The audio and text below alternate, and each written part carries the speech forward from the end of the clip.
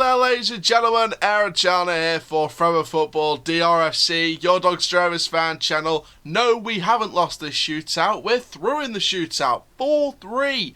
I was a bit confused at the end, I didn't know if we were through, whether we were out, whether we were through again, then out again, then through. It was a weird one, but I have had it confirmed. Anderson scored a penalty, Kinsella missed, and then Carl Noyle put it in. We are through 4-3 on penalties. It was a 0-0 draw at the end of 90 minutes, and you know what? There's one thing I need to do before we start this. Now, before we get started, please like, comment, subscribe, click the notification bell so you never miss a YouTube video. But before I start about the game, right? I've got a message for those idiotic, toxic fans that think it's okay to boo our manager at half-time, shout Richie sort it out, and take the mickey out of our squad 2 games into a season. 2 games into the season. Do you listen to yourselves, fans? Do you listen to yourselves? Because if you did, you would realise how ridiculous you sound. We are the first year into a rebuild. We were warned it was a slow burner season. We were warned it was going to take more than one transfer window. We were warned it was going to take time by the board, by the manager, by the players even. They want success, but they know it's going to take time to gel. Finances are a problem. We know that. We're working around that. So why in the world of God are you booing our team, booing our manager, telling him to get out at half-time in the second game of the season, in the first season he's here? I think our fan base sometimes think we'll go from League One to Europe at the click of a finger. It is unacceptable and you should be ashamed of yourselves. Fair play to the Rovers fans that were calling that out on social media. I didn't want to call it out because I wanted other Rovers fans to call them out. And I wanted other Rovers fans to expose the toxicity in our fan base. So thank you to those Rovers fans for doing what I wanted to do, but I thought, you know what, I'm going to let you guys do it. Because it can't be just me, and it can't be just other content creators calling out toxic members of our fan base. It has to be fans in the same fan base as the toxic members.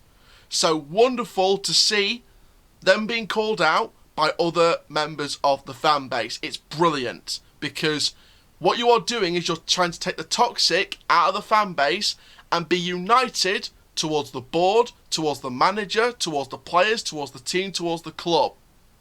That is what we are being. We are not flip-flops. We don't run a sandal shop. We're not flip-flops. We are true fans. We don't call the manager out. We don't call the players out. We don't call the team out. 2 games into the first year, the rebuild season of the first year of this brand new manager's year. We're not like that, and we call it out. We all call it out. That's all I have to say on the matter. Now, in terms of the game, a very mixed game in my opinion. Walsall had their moments, we had our moments. We came forward a hell of a lot more for the last half an hour of the 90 minutes in the second half. We came forward a hell of a lot more. In the first half, Omar Bogle for me looked quite isolated. For the second half, I thought he looked a little bit better. And you know what? I'll give him his praise tonight. Well done, Omar Bogle, for improving in the second half in your positioning, in your awareness. I think that overall, our passing movements, you could tell by the passing movements, I mean, half an hour into the game, we had 181 passes.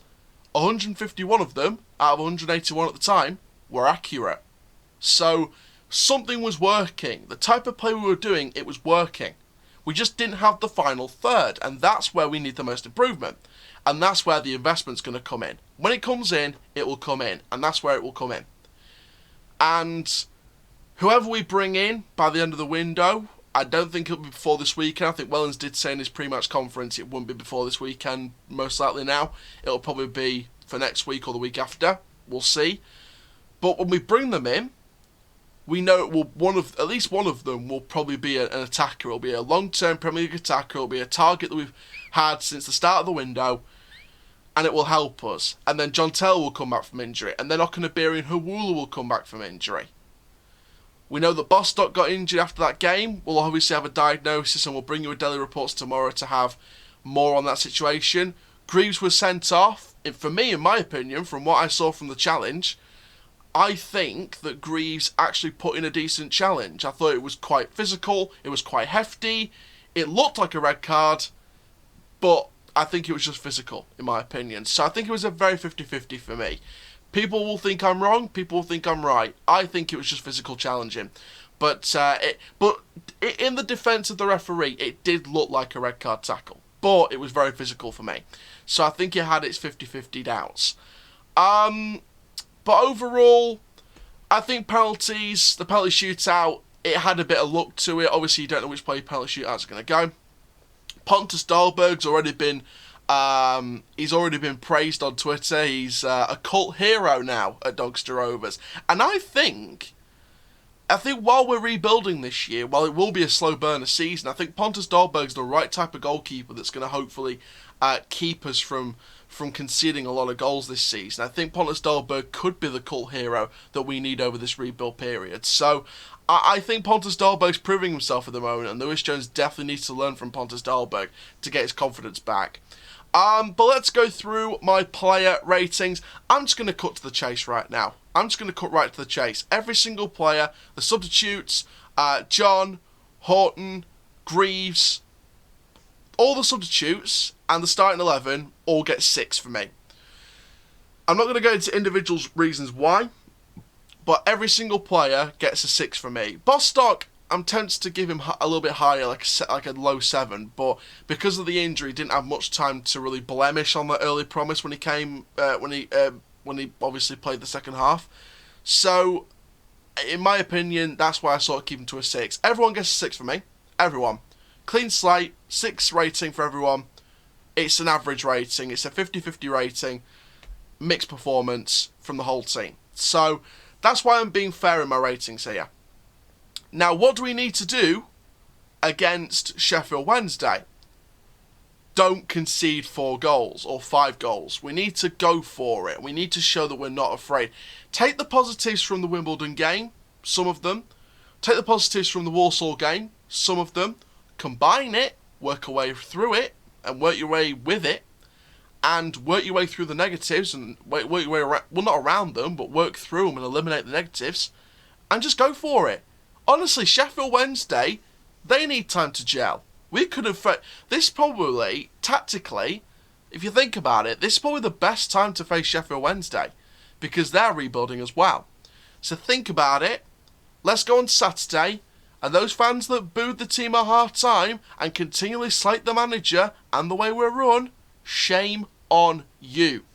That is going to be it for this video, guys. Make sure you like, comment, subscribe, and for now, I'm Aaron Chandler from Forever Football, DRFC, Kitley on the Rovers Live, and that, my friends, full time. Rovers Side Die, we're in round 2. I'll give you a video on the draw, and that is full time.